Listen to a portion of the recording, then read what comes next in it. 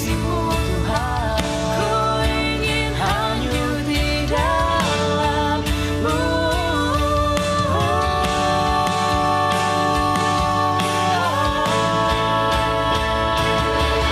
Ku hanya memuja-Mu, Kau Tuhanku, pemilik hidup. Kau beriku pengorbanan-Mu, anugerah-Mu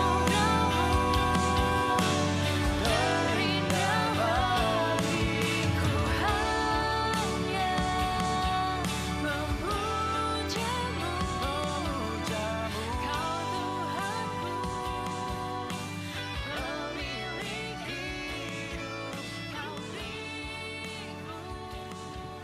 pengorbanan-Mu.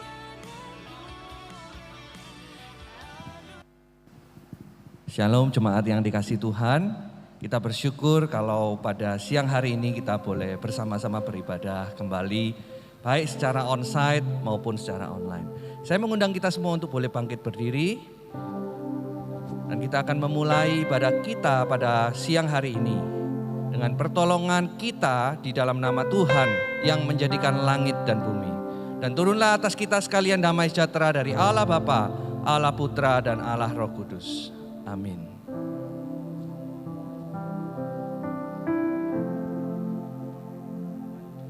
Tes. Teman-teman dipersilakan untuk duduk.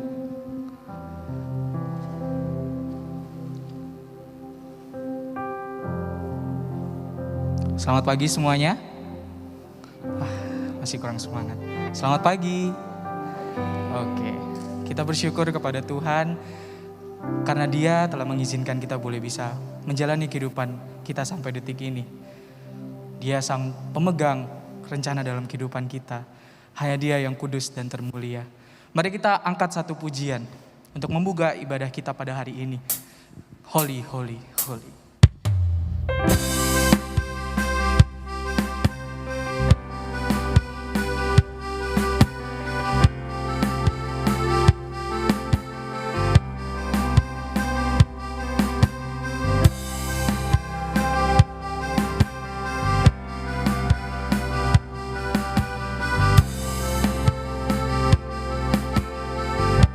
Holy, holy, holy.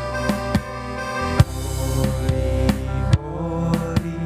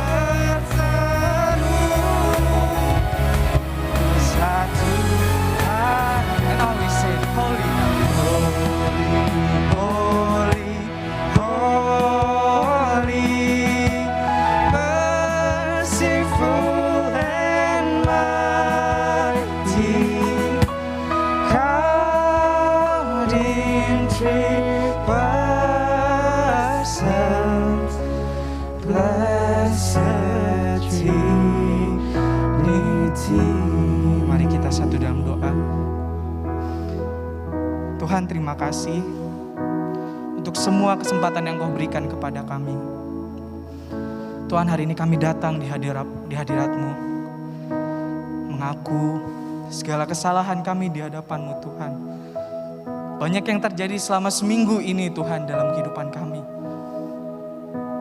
Tuhan, Engkau yang kudus, Engkau yang suci, dan Engkau yang termulia. Tuhan, kiranya Engkau saja yang mau memperbarui kami. Bantu kami Tuhan, supaya hari demi hari Tuhan, kami boleh terus mencari Engkau. Sebab Engkau Allah yang selalu ada untuk kami. Dan Tuhan, hari ini kami mengucap syukur. Jikalau Tuhan kami boleh bisa datang di tempat ini, kami boleh bisa Tuhan diberi kesempatan sekali lagi untuk menikmati hadirat-Mu Tuhan. Baik kami semua yang online ataupun yang ada di tempat ini, kami mengucap syukur Tuhan. Dan terima kasih untuk semua yang Kau berikan kepada kami. Tuhan, ini kami dan kami ingin membuka ibadah kami dengan sebuah komitmen yang baru Tuhan, yaitu untuk memuliakan nama-Mu dalam kehidupan kami. Dan jangan biarkan Tuhan satu hal pun menghalangi kami. Dan bantu kami untuk kami boleh terus maju Tuhan, memuliakan nama-Mu dalam kehidupan kami dan menyanyikan kebaikan-Mu, karena Engkau sangat baik bagi kami. Terima kasih Tuhan, kami mau menyerahkan ibadah kami selanjutnya ke dalam tangan kasih-Mu. Hanya di dalam nama-Mu saja Tuhan Yesus Kristus kami sudah mengucap syukur dan berdoa. Amin. Pagi teman-teman. Wah, kurang keras. Pagi. Wah, senang bisa bertemu dengan teman-teman semua. Mari kita memuji nama Tuhan, sebab tiada sesuatu yang bisa menghalangi kita untuk memuji Tuhan. Amin. Amin. Kita angkat pujian. Nothing gonna stop us now.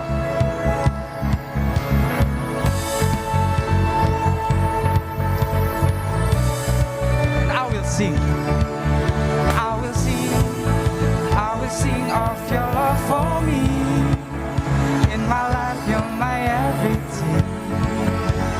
Chains are broken, my eyes are open.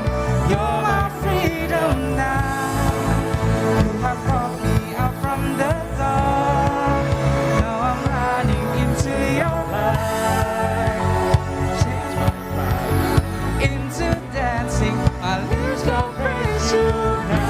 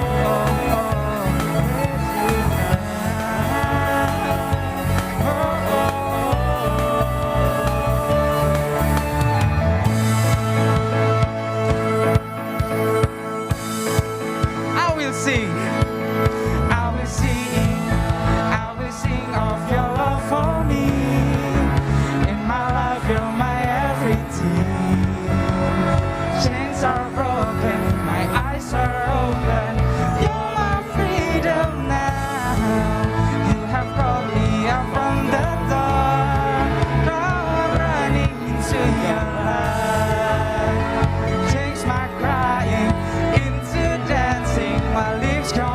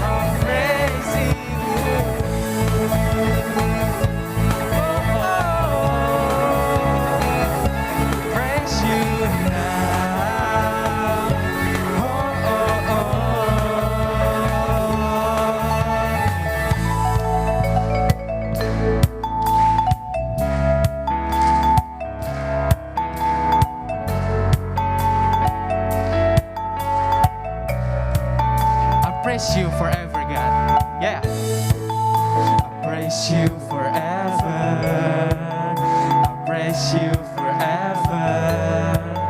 With everything in me, praise the name of Jesus. One more time. I praise you forever. I praise you forever.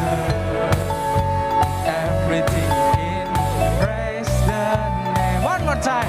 I praise you forever. I praise you forever. I praise you forever. With everything in me, praise the name of Jesus.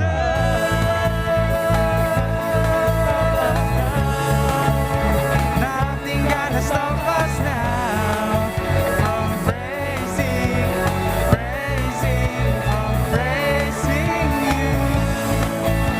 Nothing gonna stop us now. Nothing gonna stop us now from praising, from praising you. Oh, we praise you now,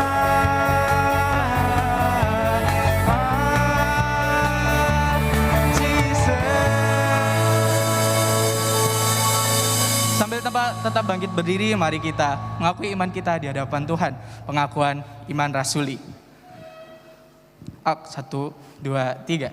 Aku percaya kepada Allah, Bapa yang Maha Kuasa, Khalik langit dan bumi, dan kepada Yesus Kristus, anaknya yang tunggal Tuhan kita, yang dikandung dari Roh Kudus, lahir dari anak darah Maria, yang menderita sengsara di bawah pemerintahan Pontius Pilatus, disalibkan, mati dan dikuburkan, turun ke dalam kerajaan maut. Pada hari yang ketiga, bangkit pula dari antara orang mati, naik ke surga, duduk di sebelah kanan Allah, Bapa yang Maha Kuasa. Dan dari sana ia akan datang untuk menghakimi orang yang hidup dan yang mati. Aku percaya kepada Roh Kudus, gereja yang kudus dan am, persekutuan orang kudus, pengampunan dosa, kebangkitan tubuh, dan hidup yang kekal. Teman-teman dipersilakan untuk duduk.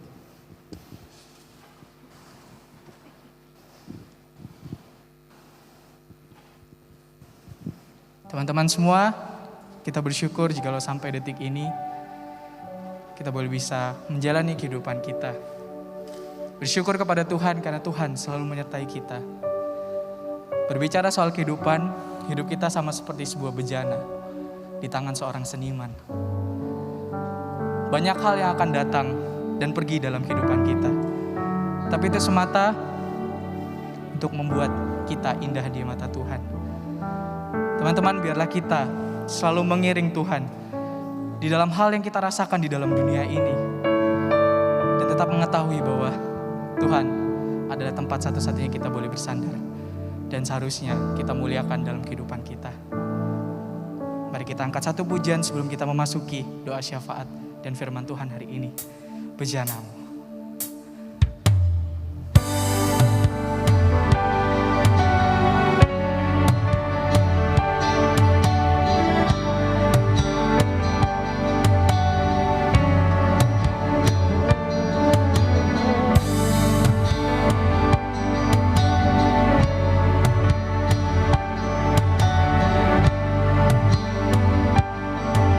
Kekuatan di jiwa.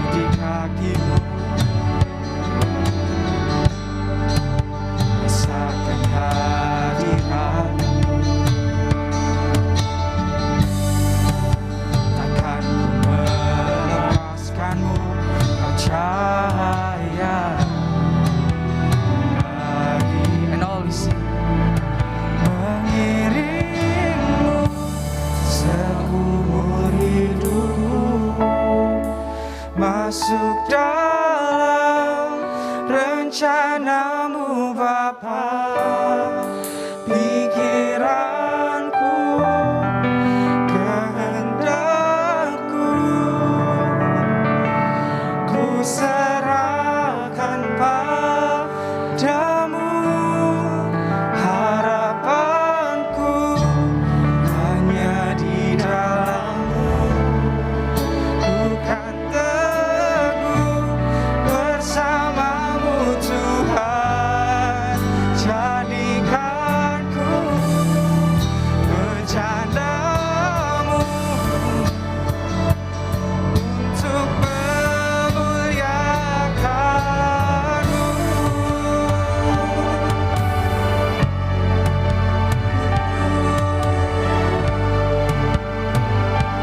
Tersungkurku di kaki-Mu Tuhan.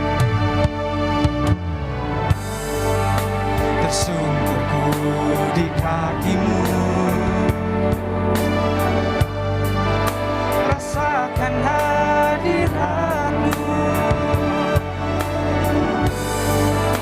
Takkan ku melepaskan-Mu. Percaya bagiku mengiring-Mu seumur hidupku. Masuk dalam rencana-Mu Bapa. Pikiranku, kehendakku serahkan padamu. Harapanku hanya di dalam-Mu. Bukan teguh bersama-Mu Tuhan. Jadikanku bercanda-Mu untuk memuliakan-Mu. Mari kita tundukkan kepala kita di hadapan Tuhan. Saya persilakan untuk teman-teman. Saya yakin dan percaya kita semua punya pergumulan dalam hati kita. Banyak hal yang kita pikirkan selama ini. Saya akan memberikan waktu kesempatan bagi teman-teman semua untuk berdoa bagi diri kita sendiri. Pergumulan kita, apapun semuanya di hadapan Tuhan.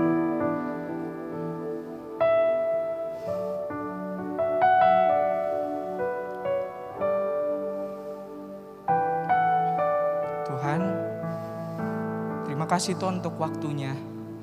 Terima kasih untuk kesempatan yang indah hari ini Tuhan, di mana kami boleh bisa berkumpul bersama-sama, memuji Engkau, merenungkan kebaikan Engkau dalam kehidupan kami. Hari ini kami mau berdoa Tuhan. Kami mau berdoa untuk negara kami. Tuhan, terima kasih Engkau sudah tempatkan kami Tuhan di negara kami saat ini, di mana kami boleh bisa Tuhan hidup dan melangsungkan aktivitas kami sehari-hari. Tuhan, kami berdoa untuk negara kami dan seluruh dunia Tuhan yang mungkin saat ini terdampak pandemi COVID-19. Tuhan, banyak hal Tuhan kemungkinan yang akan terjadi ke depannya. Mungkin kami takut, mungkin kami khawatir Tuhan tentang hari esok. Tuhan, jagai kami semua yang ada di tempat ini ataupun orang-orang di seluruh dunia Tuhan, supaya kami boleh bisa terus melangsungkan aktivitas kami Tuhan. Dan berkati juga orang-orang di luar sana Tuhan yang mungkin saat ini terkena virus COVID-19. Apapun jenisnya Tuhan. Engkau berikan kami ketenangan hati. Engkau berikan kami penguasaan diri Tuhan. Supaya kami boleh bisa selalu memandang Engkau melalui apapun yang kan ataupun kondisi kami Tuhan saat ini. Dan berkati orang-orang di luar sana Tuhan yang mungkin bekerja sebagai tenaga medis atau relawan Tuhan. Bantu dan kiranya Tuhan saja yang mau cukupkan orang-orang di luar sana. Engkau jagai dan Engkau berikan mereka perlindungan ekstra Tuhan daripada Engkau. Dan hari ini kami juga berdoa untuk pemerintahan kami di Indonesia ataupun seluruh dunia. Kiranya Tuhan saja yang mau jamah setiap permasalahan-permasalahan yang ada Tuhan. Karena kami yakin dan percaya Tuhan selalu ada dalam permasalahan yang dihadapi. Tidak hanya kami Tuhan, tapi seluruh dunia ini. Engkau tahu setiap permasalahannya dan Engkau tahu apa yang menjadi solusinya. Dan kami juga hari ini berdoa untuk masing-masing dari kami yang ada di tempat ini ataupun yang sedang menonton ibadah saat ini. Kami berdoa untuk pekerjaan kami. Kami berdoa untuk hal yang kami sekarang lakukan. Mungkin kami bekerja, mungkin kami kuliah, Tuhan. Tuhan, berada pada masa-masa seperti ini. Banyak hal yang kami rasakan. Kami bingung, khawatir. Tapi kami mau menyerahkan hidup kami semuanya di dalam tangan kasih-Mu. Kiranya pekerjaan kami, kiranya kuliah kami Tuhan, kami boleh bisa bawa semuanya untuk kemuliaan bagi nama-Mu. Dan kami selalu memandang kepada Engkau. Dan kami juga berdoa hari ini untuk masing-masing dari kami Tuhan. Terima kasih Engkau menyertai kami yang sudah lulus kuliah Tuhan. Terima kasih Engkau menyertai kami kurang lebih hampir 4 tahun ataupun lebih Tuhan. Terima kasih untuk masa-masa yang Kau berikan kepada kami. Terima kasih Tuhan Kau menyertai setiap teman-teman kami sampai lulus kuliah sampai saat ini. Dan Tuhan, kami menyerahkan perjalanan kehidupan kami semuanya Tuhan ke dalam tangan kasih-Mu. Kiranya apapun yang kami lakukan ke depannya Tuhan, kami boleh bisa selalu memuliakan Engkau. Bantu kami Tuhan, karena hari-hari ke depan pastinya belum pasti Tuhan. Banyak keraguan, banyak rasa sakit mungkin yang akan menunggu kami. Tapi bantu kami supaya kami selalu memandang Engkau dan mengiring Tuhan sampai kami sudah mati nanti Tuhan. Berat, tapi kami yakin percaya Tuhan. Tuhan selalu ada buat kami. Terima kasih Tuhan untuk semuanya. Terima kasih untuk kesempatan yang indah ini Tuhan. Dan kami mau menyerahkan kehidupan kami seluruhnya ke dalam tangan kasih-Mu. Dan kami ingin terus menyanyikan kebaikan-Mu dalam kehidupan kami. Terima kasih. Hanya di dalam nama-Mu saja kami sudah mengucap syukur Tuhan dan berdoa. Ini kami Tuhan. Haleluya. Mengiring-Mu seumur hidupku, masuk dalam rencana-Mu Bapa. Pikiranku, kehendakku, ku serahkan padamu. Harapanku hanya di dalam-Mu.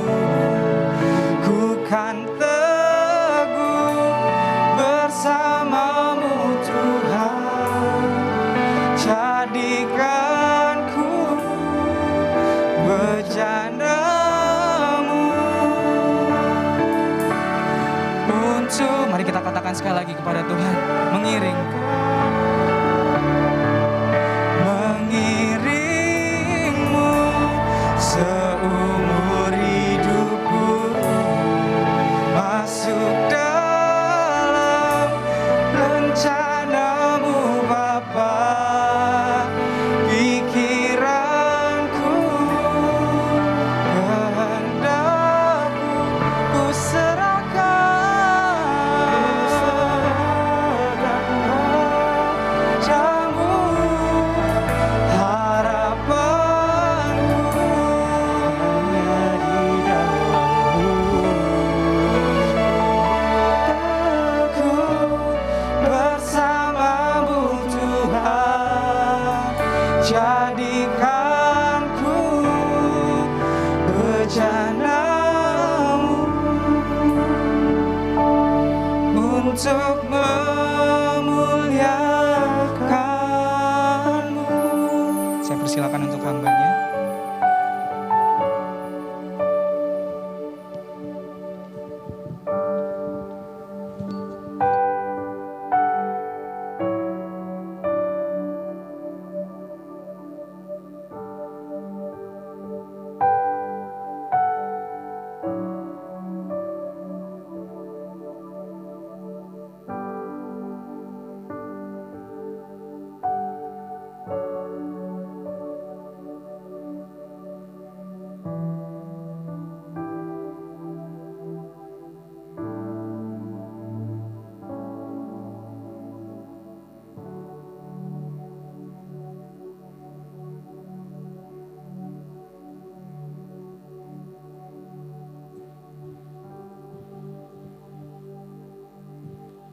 Mari kita bersatu di dalam doa. Bapa, kami mau bersyukur kepadamu.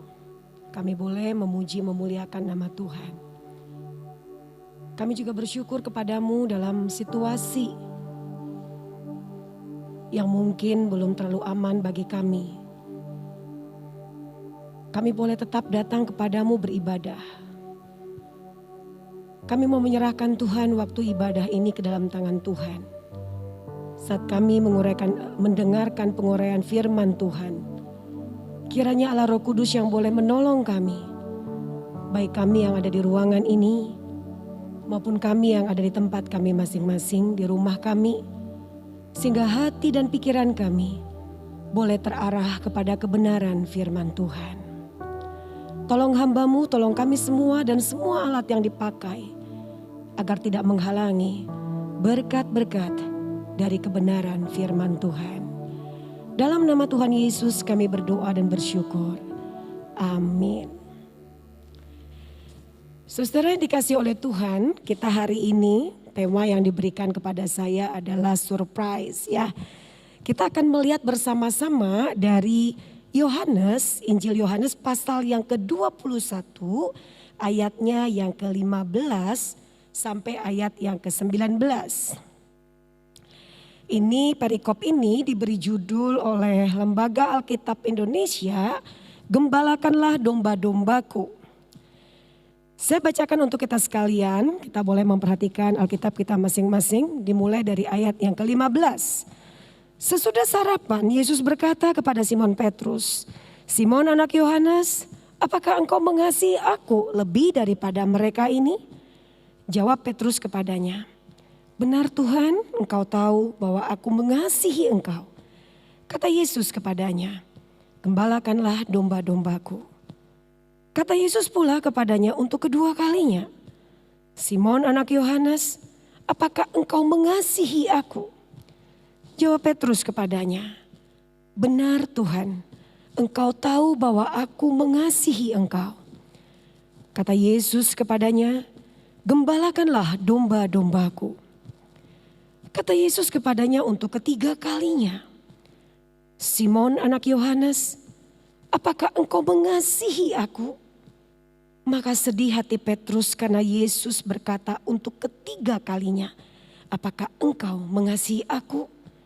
Dan ia berkata kepadanya, "Tuhan, engkau tahu segala sesuatu.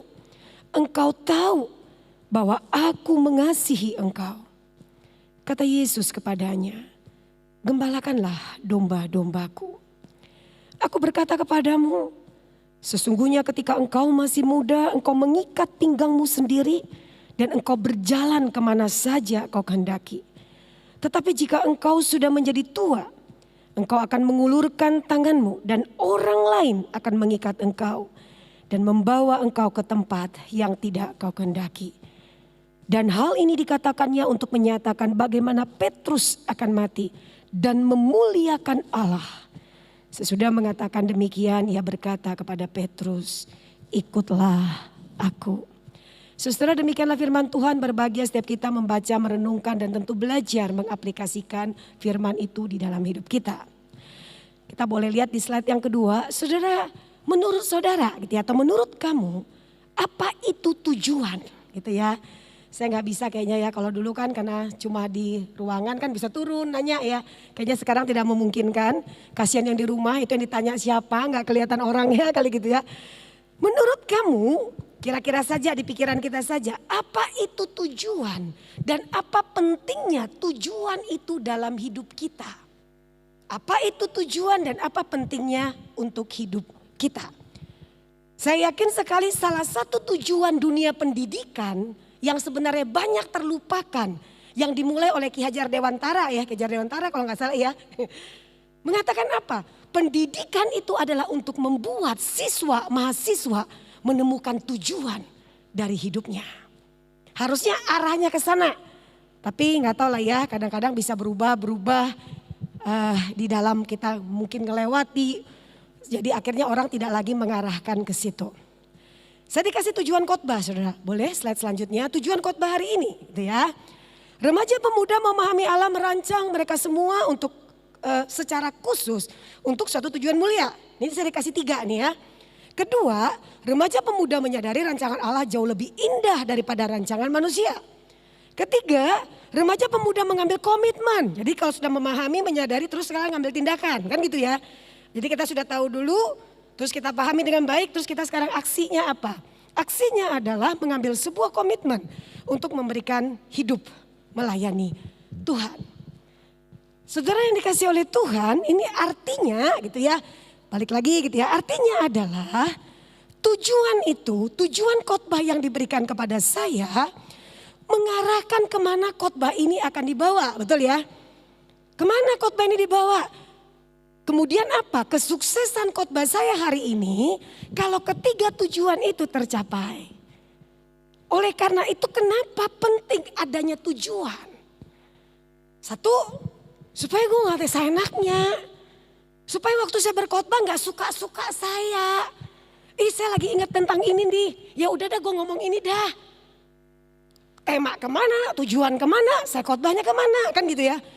Ketika ada tujuan, lepas dari saya mungkin kurang paham terhadap tema. Misal, saya paham kok yang ini ya, bukan tidak ya. Lepas saya tidak paham, saya akan lihat tujuannya kemana ya. Jadi tujuan itu membuat saya bisa menyampaikan khotbah tidak seenaknya dan tidak suka-suka saya. Kedua, supaya apa yang diharapkan. Jadi udah nih ya, kan saya membuat tema kan gak asal ya. Yakin lah ya, saya rasa gak mungkin asal. Kan bikin yuk kita yuk rapat yuk misalnya. Ini temanya, ini tujuannya. Nanti arahnya ke sini ya. Supaya apa yang diharapkan dari sang pembuat tema itu tercapai. Saudara, saya lagi mengajak saudara memikirkan ini gak soal tema khotbah ya. Nah, tapi kita akan lebih membahas tentang diri kita. Boleh lanjut lagi? Jadi kesimpulannya adalah, kesimpulan berarti khotbah selesai ya. Kesimpulannya kalau mahasiswa saya suka ya, ketika Bu Ida ngomong kesimpulan asik banget ya. Berarti sebentar lagi kelas selesai. Tidak ya, ini kesimpulan 1. Saya punya kayaknya 3 atau 2 kesimpulan, lupa ya. Jika untuk sebuah khotbah saja, perlu ada tujuan, apalagi hidup kita. Untuk sebuah khotbah itu ada tujuannya, apalagi hidup engkau dan aku. Tuhan punya tujuan bagi hidup kita di dunia ini. Berarti seperti saya tidak asal khotbah, saudara dan saya tidak asal hidup. Itu ya. Itu kan harusnya begitu tuh. Makanya dibilang orang, kenapa ya setelah saya menjadi pengikut Tuhan, kok jadi banyak yang gak bebas lagi gitu ya. Ini gak boleh, itu gak boleh gitu ya. Kita harus melakukan tugas amanat agung, diingetin terus, harus menjadi saksi kan gitu. Saudara, karena ini paketan. Berarti kita yang sudah percaya Tuhan, kita punya tujuan hidup. Sehingga kita anak-anak Tuhan itu tidak asal hidup. Dan untuk mencapai tujuan itu, Tuhan punya tujuan nih dalam hidup kita berbeda-beda. Tuhan bisa pakai pekerjaan kita, Tuhan bisa pakai kita kuliah di mana. Tuhan bisa pakai keluarga kita, Tuhan bisa pakai harta kita. Tuhan bisa pakai seluruh yang ada dalam hidup kita gitu ya. Untuk mencapai tujuan itu. Dan gak bisa kita pungkiri kadang-kadang Tuhan sering membuat surprise atau kejutan-kejutan yang kadang bisa membuat kita happy. Tapi kadang juga bisa membuat kita kaget, bisa membuat kita bersyukur, bisa membuat kita, aduh Tuhan, kok Tuhan masih mau pakai sih, misalnya gitu ya. Atau mungkin bisa membuat kita, aduh kok jadi gini, kok harus kehilangan, kok harus mengalami, misalnya ya usahanya jadi apa merosot, kok ini kita bisa berkatakan demikian. Tapi untuk mencapai tujuan itu, karena kita ini manusia, masalahnya saudara, kita nggak ada pin yang dimasukin ke kepala ya, atau chip ya, tak di kepala. Setelah percaya Yesus maka chipnya masuk. Tujuan hidup lu adalah 1, 2, 3, 4, kan nggak gitu kan? Kita mesti bergumul gak sih mencari apa yang Tuhan kehendaki dalam hidup kita? Kadang-kadang kita bilang gini nih, kayaknya gue udah salah nih. Tapi namanya anak, melenceng kemanapun suatu waktu akan dibawa kembali kepada tujuan Tuhan menciptakan kita. Karena itu saudara, mari kita belajar ya. Ini kita kesimpulan 1 ya. Kita sekarang masuk ke bagian firman Tuhan ya. Kita belajar dari Petrus. Wah, kita tahu lah ya, Petrus saya nggak perlu bilang ya dia anak siapa, silakan lah udah pemuda udah baca Alkitab gitu ya. Ya tapi kan ada juga kan ya yang nggak baca ya, mulai sekarang dibaca Alkitabnya. Saya membuat beberapa hal tentang Petrus ya. Pertama adalah dia seorang yang menonjol dari murid yang lainnya. Dia agak berbeda. Kenapa gitu ya? Karena dia adalah seorang yang cepat berespon. Dia spontan, orangnya spontanitas gitu ya. Ngomong kayak gini, oh aku akan melakukan ini. Dia langsung menjawab, dia langsung bereaksi terhadap sesuatu. Terus dikatakan lagi dia adalah seorang murid gitu ya. Seorang murid Tuhan yang berjanji untuk setia sampai mati. Dia mengatakan, wah walaupun semua terguncang imannya, gua kagak. Saya gak akan terguncang. Wih pede banget, bener gak tuh? Sama kayak ada orang yang berkata ke saya, waktu saya bilang hati-hati, waktu dia menjalin relasi khusus dalam ikatan cinta, saya lagi belajar tidak lagi menggunakan kata pacaran ya. Karena menurut saya arti kata pacaran itu tidak terlalu positif. Jadi saya selalu menggunakan, mencoba membahasakannya itu relasi khusus. Waktu dia berelasi khusus yang cukup dekat, saya bilang hati-hati. Gue lihat kayaknya lu pergi berduaan terus dan lu kayaknya pergi ke tempat yang hati-hati. Dia langsung jawab, tidak mungkin Bu Ida. Gak mungkin jatuh. Jadi dengan kata lain dia mungkin berkata gak mungkin. Saya mencintai Tuhan. Saya tiap pagi berdoa. Keluarga saya ada mimbar keluarga. Balik lagi ya. Saya gak mau cerita ending dari dia nanti aja di akhir khotbah ya. Orang yang mengatakan diri yang tadi itu ya. Wah saya tidak akan jatuh. Dia pikir dia Tuhan apa? Nah sama nih sama kayak gini ya. Si Petrus, saya gak akan. Gue gak akan nyangkali iman saya. Yang terjadi adalah dia gak tepat itu janji. Jelas kan? Baru jadi tanya, kayaknya lu murid ya? Kagak, bener gak? Tanya lagi, lu murid? Kagak. 3 kali tanya 3 kali bilang tidak. Saya gak bayangkan, baru karena ada kalimat Tuhan Yesus kan, tapi sebelum ayam berkokok 3 kali, lu sudah menyangkal saya. Dia baru teringat kan ketika ayam berkokok baru ya elah.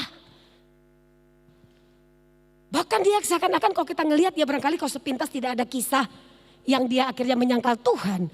Mungkin kita pikir ini orang gila rohani banget ya. Kayaknya gak ada cacat celahnya. Kayaknya adalah orang yang begitu kudus kali gitu ya. Begitu mencintai gurunya. Kenyataannya tidak demikian. Dia tidak menepati janjinya. Dia menyangkal Tuhannya. Kita tahu kita menjelang nanti ini memasuki ya Jumat Agung, minggu-minggu Prapaskah, kita akan terus diingatkan bagaimana orang-orang atau para murid Tuhan. Di situ mereka adalah orang-orang yang tadinya begitu dekat dengan Tuhan, yang hidup bersama dengan Tuhan. Tapi ketika ada persoalan, ada tantangan, ada godaan, karena masih kita dibilang terdiri dari darah dan daging ini, kita masih bisa gagal, kita masih bisa jatuh. Dan yang luar biasa dan yang kita bersyukurnya walaupun lepas ya nanti akhirnya Tuhan yang datang kepada Petrus. Tapi di sini dikatakan pada waktu dia dengar dia baru sadar aku sudah gagal. Dia dikatakan dalam 2 bagian firman Tuhan itu dia sedih dan menangis. Mungkin dia nyesal, aduh kok aku gak bisa megang omonganku ya. Dalam penyesalan-penyesalan seperti itu yang dialami. Saya ngebayangkan mungkin gitu ya kalau orang namanya pengkhianat. Jarang kan dapat kesempatan kedua. 1 kali engkau sudah menyakiti hatiku. Biasanya kan gitu ya. Nggak bisa. Ada banyak kesalahan bisa saya maklumi. Tapi pengkhianatan tidak gitu misalnya ya. Tapi sudah dikatakan lagi bahwa dia sudah menyangkal, dia nggak sesuai. Tapi kita akan lihat bagaimana nanti Tuhan Yesus membawa Petrus ke tujuan dia memanggil Petrus sebagai muridnya. Mari sama-sama kita lihat saudara, bagaimana tindakan atau sikap Tuhan Yesus. Pertama dikatakan gini nih ya, Tuhan Yesus kan yang dia datang dan bertanya kepada Petrus. Saya kalau ayat ini saya ingat ya, pada waktu Adam dan Hawa jatuh dalam dosa, yang datangin Tuhan kan. Kan bukan Adam dan Hawa ngobrol-ngobrol nih ya, ya Adam, kita kayaknya makan tuh buah salah nih Adam. Iya yuk kita ke Tuhan yuk, bilang yuk. Saya selalu berkata kepada para mahasiswa gitu ya kalau saya lagi ngajar. Saya lebih menghargai kalau kamu jujur walaupun itu salah daripada kamu seakan-akan benar. Padahal itu adalah sebuah kebohongan. Nah, yang saya ingin katakan di sini, tapi di situ dikatakan bahwa dia pergi terus Tuhan kan yang datang. Hei manusia kamu di mana? Gitu ya. Oh iya nih, bukan ngaku lagi nih si perempuan kan gitu ya. Natur kita ini suka cari kambing hitam waktu jatuh. Harusnya kok nggak jatuh, tapi nggak usah pakai kata tapi ya udah jatuh ya jatuh. Tapi kan kita enggak, karena apa? Kita nggak suka dipersalahkan. Nah tapi di sini katakan lagi ya, akhirnya Tuhan mungkin ya kita nggak ngomong di kejadiannya lah, silakan baca kitab kejadiannya. Tapi saya ngebayangkan sama nih Tuhan Yesus datangin Petrus, Pet lagi ya. Nanti Pet ya artinya salah ya, Petrus. Kamu ini mengasihi aku enggak? Lebih daripada mereka ini. Pertama kita lihat dulu saudara ya. Kata yang dipakai saya yakin sekali kalau kita sudah sering mendengar khotbah perikop ini sering dibahas ya. Tuhan Yesus berkata apakah engkau agape menggunakan kata agape ke saya? Jawaban Petrus adalah saya phileo gitu ya. Dia menggunakan kasih persahabatan, kasih persaudaraan itu ya. Dia tidak membalas, tidak berani menggunakan kata agape, kata kasih yang tidak terbatas, kasih yang bukan karena orang mengasihi kita, kasih yang walaupun gitu ya, walaupun disakiti, walaupun apa, walaupun menderita tetap mengasihi. Terus nggak berani tuh, ya saya mengasihi kamu secara persahabatan, secara persaudaraan. Kemudian tuh 3 kali ya, diulang-ulangi ya gitu ya, sampai akhirnya nanti di kali ketiga Tuhan Yesus menggunakan kata yang sama seperti Petrus. Nah kemudian dikatakan mereka ini gitu ya. Banyak ya ada yang bilang oh mungkin jalannya, mungkin perahunya, mungkin pekerjaannya, mungkin sahabatnya, mungkin temannya gitu ya. Saya yakin sekali itu harusnya seluruh yang ada di dekat kita yang bisa menjadi penghalang kita di dalam kita mengasihi Tuhan. Tuhan nanya gitu tuh, apakah engkau mengasihi aku lebih dari semua? Sebenarnya kan kalau kita mengatakan bahwa yang terutama dalam hidup kita adalah Tuhan. Berarti gak ada satupun bahkan termasuk diri kita sendiri yang bisa menjadi penghalang atau membuat kita akhirnya berpaling dari kasih kita kepada Tuhan. Oleh karena itu dikatakan apakah kamu lebih mengasihi daripada ini? Direspon ya. Petrus berubah gak saudara di situ? Ada perubahan gak? Kalau yang dulu ya kalau kita lihat ya pada waktu dia ditanya maka akan ini aku akan Tuhan Yesus menceritakan tentang penderitaannya. Petrus menjawab, oh walaupun orang begini saya tetap setia kepada kamu, saya gak akan ninggalin kamu. Kali ini yang ngomong nih, kamu mengasihi saya enggak? Kata yang dipakainya, saya Oida, engkau tahu, sorry ya dia ngomongin saya mengasihi kamu, engkau tahu. Suatu pengetahuan kalau saya mengatakan di sini, pengetahuan yang bukan saja yang terlihat, tetapi yang tidak terlihat dengan mata manusia. Gak ada yang tahu hati saudara. Hari ini gak ada yang tahu kok kita datang ibadah karena hati kita kepada Tuhan atau karena tidak. Gak ada yang tahu kok. Yang tahu Tuhan kan, bukan kita gitu loh. Bukan orang lain, mungkin kitanya tahu kali ya, si sayanya tahu dan Tuhan. Orang lain, oh enggak. Lihat aja tuh kalau saya selalu ngeliatnya di mana saudara. Kalau ada orang yang meninggal ini rajin banget ke gereja, rajin nyumbang, ikut semua pelayanan. Nanti apa biasanya kita pakai waktu penutupan peti itu ya. Bapak ini, ibu ini, saudara ini gitu ya. Adalah orang yang sangat mencintai Tuhan. Siapa yang tahu? Kenapa kita bisa pakai kata dia mencintai Tuhan? Mata jasmani kita melihat. Dia ngasih sumbangan, dia sering ke gereja, dia terlibat dalam semua pelayanan gereja. Tapi hatinya hanya dia dan Tuhan yang tahu. Makanya Petrus bilang, kamu tahu Tuhan bahwa aku mengasihi engkau. Kita lihat lagi gitu ya, kita lihat lagi. Lanjutannya adalah 3 kali pertanyaan yang sama. Kan 3 kali ditanyakan itu ya, itu bukan untuk menjatuhkan atau mengungkit-ungkit. Setelah suka sekali orang kalau ada orang jatuh, ada orang gagal. Kenapa banyak orang gak mau mengakui kesalahannya? Karena orang-orang netizen ini lebih jahat, bener gak? Saya salah karena saya sudah jatuh dalam dosa perzinahan misalnya ya. Itu langsung hujatan itu gak berhenti. Bahkan saat dia bertobat dengan serius mungkin tetap. Masih banyak orang bilang, tapi kan lu dulu, lihat ya. Padahal Tuhan bilang apa? pada waktu Tuhan mengampuni kita, dia nggak ingat lagi kok. Dia nggak ingat, kenapa kita yang ingat kan gitu, kadang-kadang aneh ya. Nah makanya di sini dikatakan 3 kali pertanyaan itu bukan untuk menjatuhkan atau mengungkit kegagalan Petrus. Tapi di sini Tuhan ingin memulihkan. Kadang-kadang dalam konseling saudara, ketika ada yang membahas tentang masa lalu, kadang harus diangkat, harus dibawa ke masa lalu itu. Supaya dia bereskan masa lalu itu. Baru ketika dia beres dengan masa lalu, dia bisa melihat masa depan dengan penuh harapan. Nah ini saya nggak bayangin, mungkin Tuhan Yesus nanya gitu untuk yang ngingetin dan kembali kayak, ya sudah ya kamu harus memperbarui komitmen kamu. Makanya kan sering kan gereja ada KKR, ada KPR, apalah itu ya semua, benar nggak? Sebetulnya kan bukan untuk saja ngomong Tuhan Yesus keluar masuk dalam hati kita kan.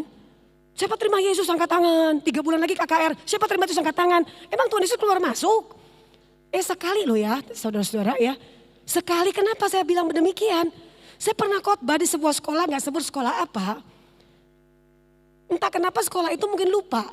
Saya sudah disuruh khotbah di bulan Desember Natal, saya diundang lagi Paskah. Yang angkat tangan terima Yesus orangnya sama. Gue bilang gini, setelah turun kan dia di samping saya. Lu kenapa angkat tangan lagi? Emang kenapa Miss? Lah kayak yang lalu kan kamu angkat tangan, gue ingat banget. Dan lu selalu duduk di depan. Loh saya mau terima, emang Tuhan Yesus setelah terima 1 bulan terus Tuhan Yesus pergi izin. Sekali sudah di dalam hati kita. Paulus berkata dalam surat Roma, tidak ada yang bisa memisahkan kita dari Dia.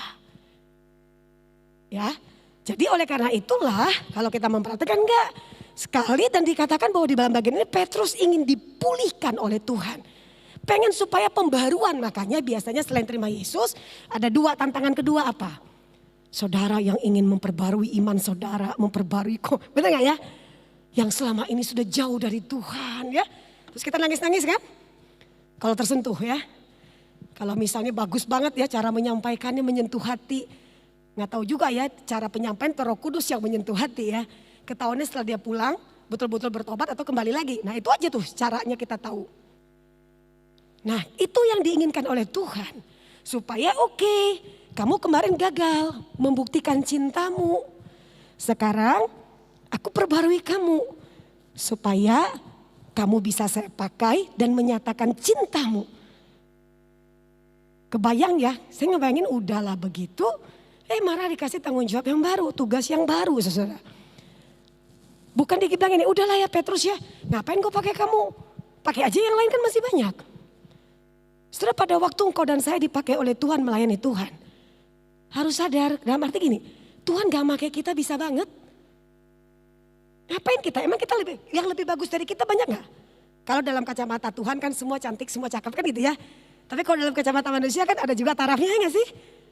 Cakep-cakep amat kagak, kaya-kaya amat kagak, misalnya gitu ya. Atau di atas yang kaya ada yang kaya, di atas yang pintar ada yang pintar. Di atas yang cantik gagah ada yang lagi di atasnya kan gitu. Di atas yang punya banyak karunia ada lagi yang punya banyak karunia. Lah kalau begitu kan ngapain? Kenapa kita mesti sombong kalau kita dipakai oleh Tuhan? Bahkan kalaupun kita kadang-kadang ada yang gitu ya, saya sangat sedih saudara. Andaikan kita ketika mau melayani Tuhan tuh mesti diajak-ajak, dibujuk-bujuk. Ini udah pemuda remaja ya, pemuda ya khususnya ya, remaja juga. Ayolah, saya ingat sekali waktu saya melayani di gereja. Saya gak pernah tuh ngucapin, ayolah gak ada orang. Kalimat saya adalah, ayolah. Jangan sampai kursi-kursi di gereja dipakai Tuhan dan bukan kamu yang dipakai Tuhan. Langsung gak enak ya, dia langsung berkali pulang. Waduh, betul minggu depan datang. Saya ingatnya kenapa saudara, pernah dengar seorang tante-tante ya. Sering ke gereja, punya seekor anjing. Kesaksian itu ya. Punya seekor anjing selalu duduk di bawah, dia duduk di belakang, selalu duduk di bawah kursi si tante. Terus tantenya meninggal. Tantenya meninggal, tiap sore anjing tetap datang ke gereja. Tante sudah bertobat, omnya belum bertobat. Karena cari anjing, si om ke gereja. Terus sudah itu dikatakan dalam dikisahkan itu, ya akhirnya anjingnya gak mau keluar sebelum amin, amin. Gak keluar anjingnya, akhirnya si om duduk. Sampai di titik om itu dibaptis karena khotbah yang didengarkannya. Kalau kita gak mau dipakai Tuhan, bahkan seekor hewan pun bisa dipakai Tuhan. untuk memberitakan tentang cara dia menyatakan Injil kepada banyak orang. Tuhan bisa gak pakai kita. Tapi kalau Tuhan memakai kita, hargai itu. Jangan pernah merasa bahwa seakan-akan oh ya udah ayolah. Gak pakai ayolah. Gak diajak bawa kita yang ngomong, gue mau pelayanan dong. Ayo pelayanan apa? Saya pengen menceritakan tentang Tuhan. Dan lain sebagainya gitu ya. Diberikan tanggung jawab yang baru apa? Gembalakanlah, peliharalah. Beri makanlah domba-domba atau anak-anak dombaku. Itu disampaikan gitu ya. Nah setelah itu disampaikan tugas itu gitu ya. Tuhan Yesus juga memaparkan cara matinya Petrus. Untuk kemuliaan Tuhan balik lagi. Oh sekarang kamu muda, kamu bisa gini, nanti kamu gak bisa. Tapi di situ kita lihat bagaimana setelah Tuhan Yesus paparkan, terus Tuhan Yesus berkata kepada Petrus, sekarang ikutlah aku. Dan kita lihat ya, bagaimana setelah itu Petrus dipakai Tuhan dengan luar biasa menyatakan kemuliaan Tuhan. Lanjut lagi, kesimpulan kedua. Saya sudah 30 menit gak sih? Mana ya? Oh 10-12, sorry. Ada ya? Oh biasa ada tanda nanti ya, dikasih ya kalau sudah lewat ya. Iya, maksudnya saya lupa waktu naik ke sini jam berapa. Oke, lanjut ya. Kita lanjut lagi. Takutnya melewati 30 menit ya. Oh, itu maksudnya 9.54 tinggal 9 menit. Ya Tuhan, ya beginilah ya. Sesudah kita lanjut lagi ya. Sorry ya, ini ya saya takut nanti terlalu waktunya jauh sekali melenceng ya. Nanti kalian stres duduk di kursi. Kesimpulan yang kedua adalah Tuhan Yesus punya tujuan untuk Petrus, gitu ya. Dengan kata lain, Petrus sekarang kau kan sudah diperbarui nih. Kamu mengasihi aku mau pakai kamu. Aku kasih tanggung jawab yang baru. Aku kasih tugas yang baru. Petrus gak suka-suka kamu. Gitu ya.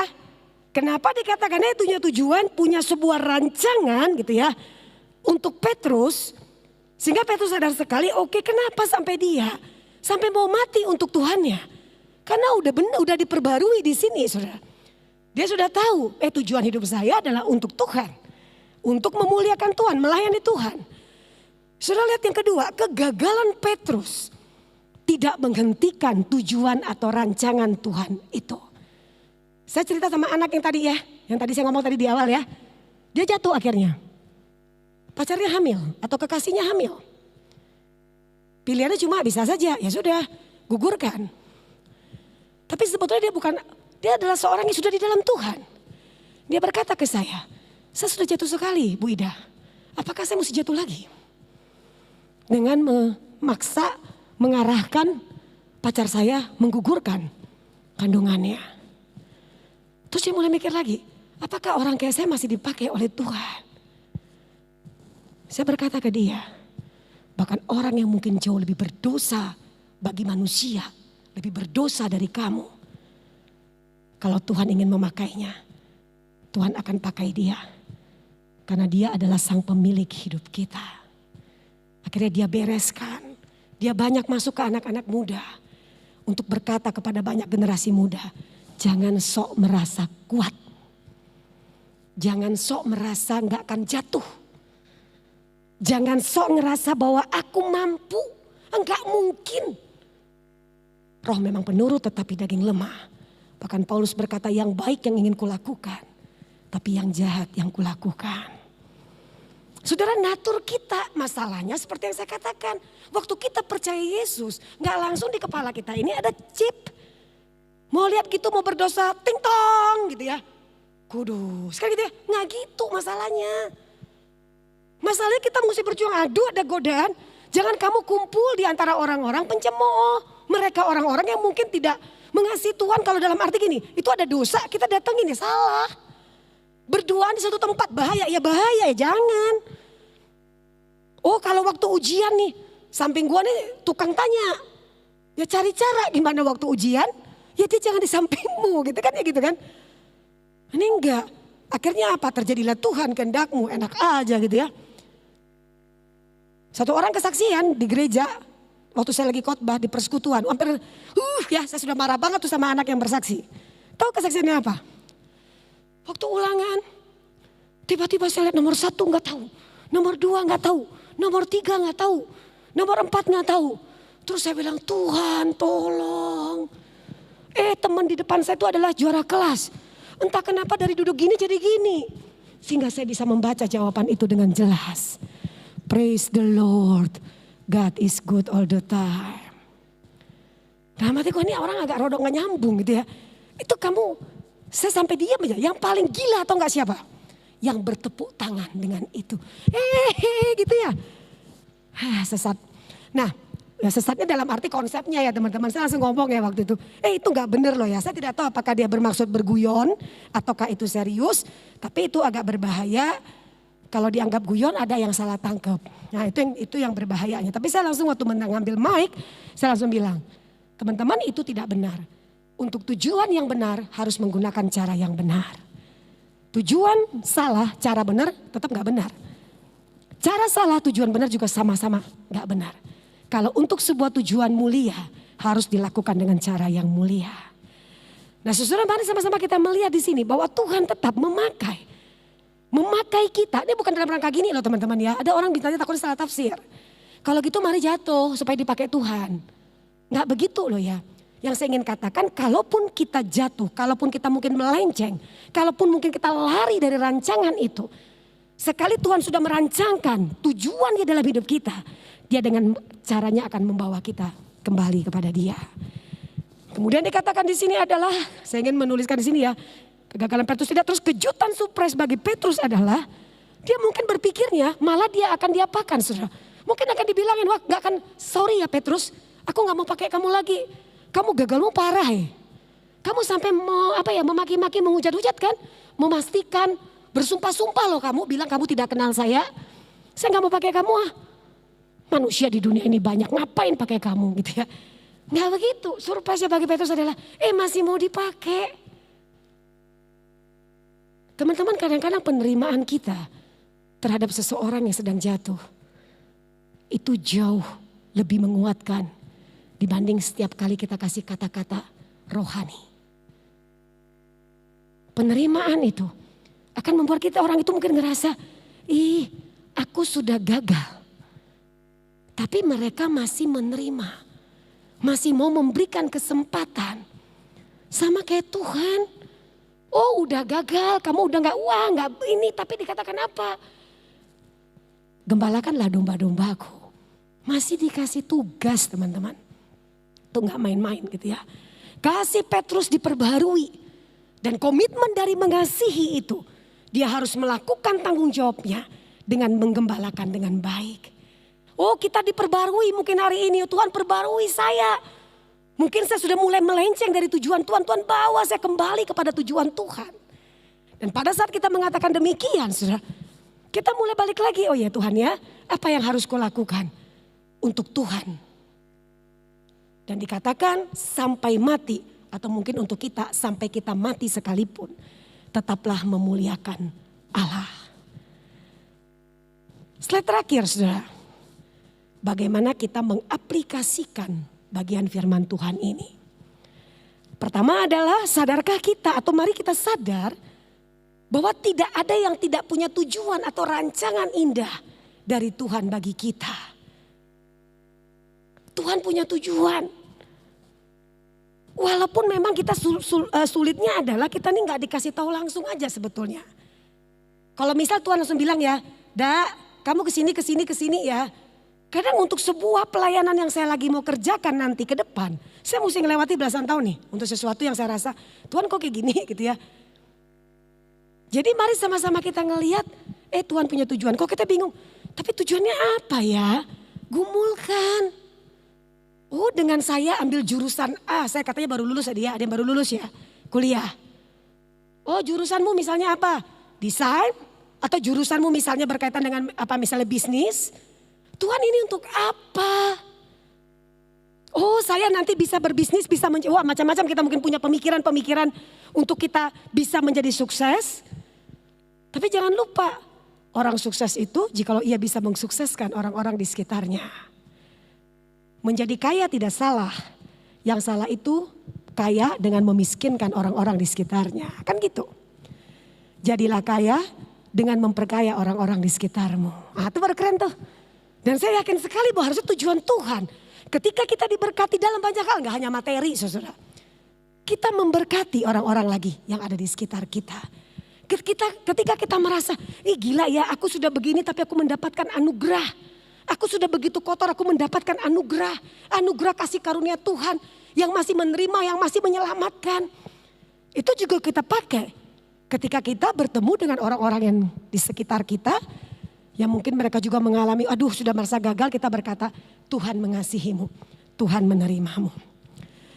Saudara, tujuan rancangan Tuhan bagi kita tidak akan gagal karena kegagalan kita. Nggak akan. Kembali aja sama Tuhan, doakan lagi, gumulkan lagi. Dan saya ingin garis bawahi saudara, yang namanya tujuan rancangan Tuhan itu tentu tidak lepas dari amanat agung Tuhan. Menjadi seorang yang mungkin seorang bisnismen, jadilah businesswoman atau woman ya, yang bisa apa? Di dalamnya kita punya kesempatan menceritakan tentang Tuhan. Ketika saya diundang sama sebuah perusahaan, diundang untuk berkhotbah, saya bilang temanya apa? Menjadi penjala manusia. Waduh, ini orang-orang yang di dalam ini orang mana aja nih gitu ya. Terus dia berkata apa? Saya banyak mendukung pelayanan-pelayanan misi.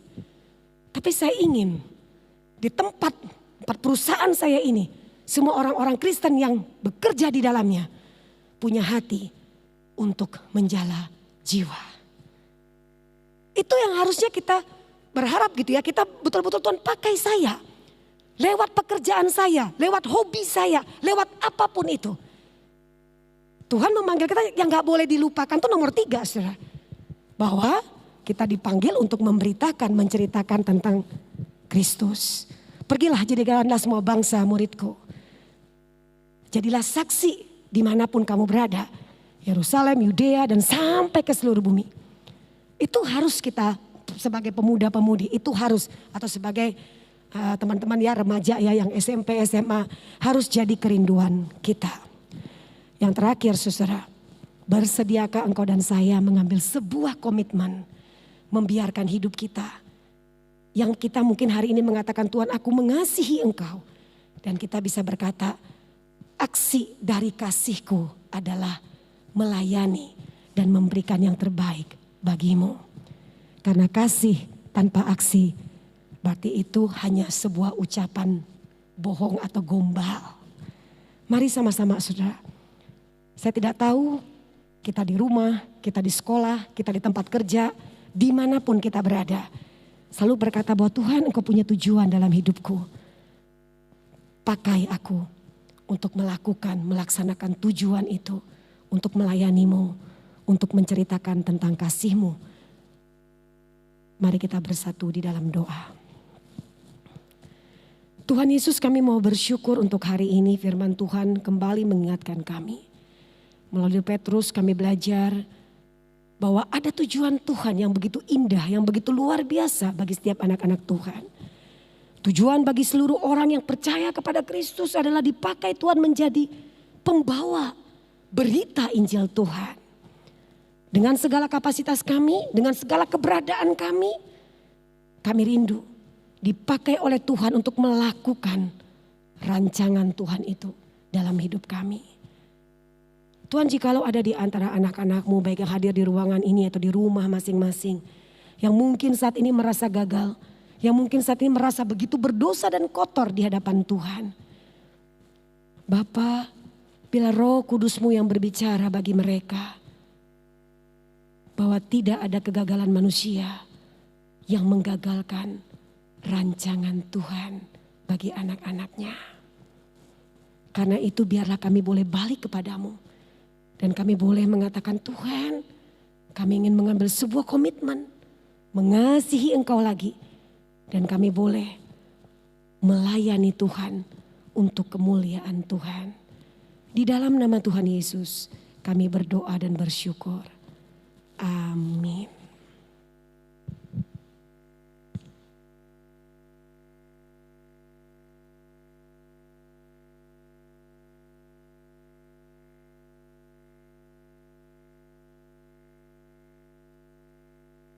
Tes. Oke. Halo teman-teman. Halo. Kurang gede suaranya. Halo? Oke. Oke, buat selanjutnya kita akan memberikan persembahan yang terbaik kepada Tuhan. Ada untuk persembahan hari ini bisa di-scan lewat QR atau teman-teman yang punya ingin memberikan persembahan secara fisik boleh bisa diberikan pada asyir sehabis ibadah. Silakan memberikan persembahan.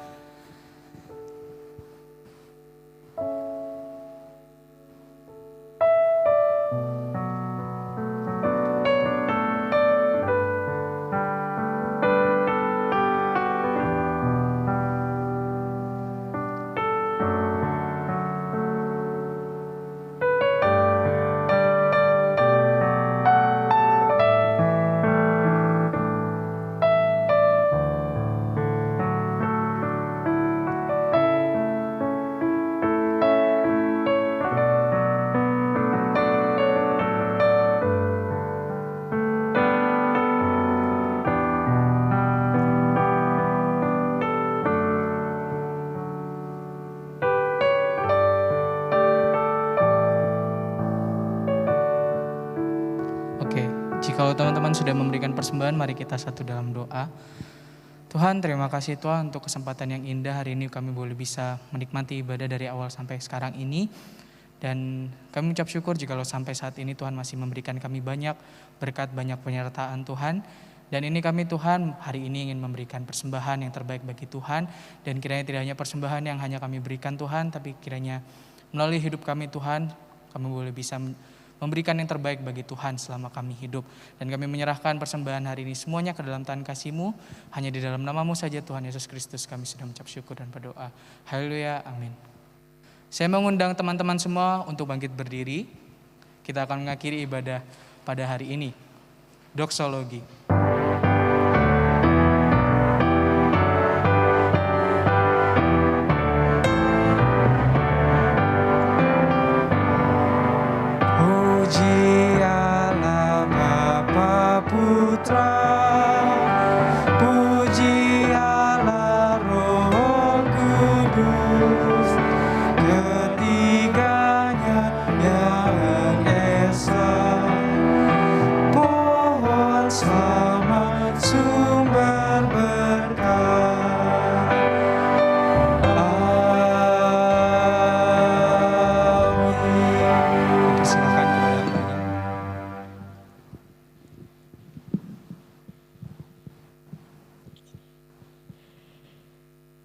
Kami bersyukur Tuhan dari awal hingga akhir Tuhan boleh memimpin ibadah ini.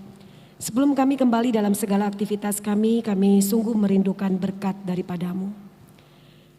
Tuhan memberkati kita dan melindungi kita. Tuhan menyinari kita dengan wajah-Nya dan memberi kita kasih karunia. Tuhan menghadapkan wajah-Nya kepada kita dan memberi kita damai sejahtera. Amin.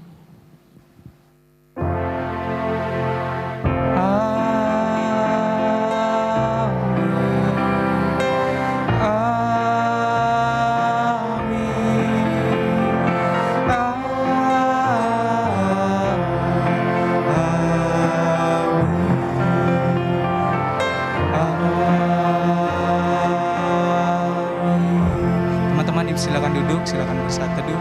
Selamat hari Minggu.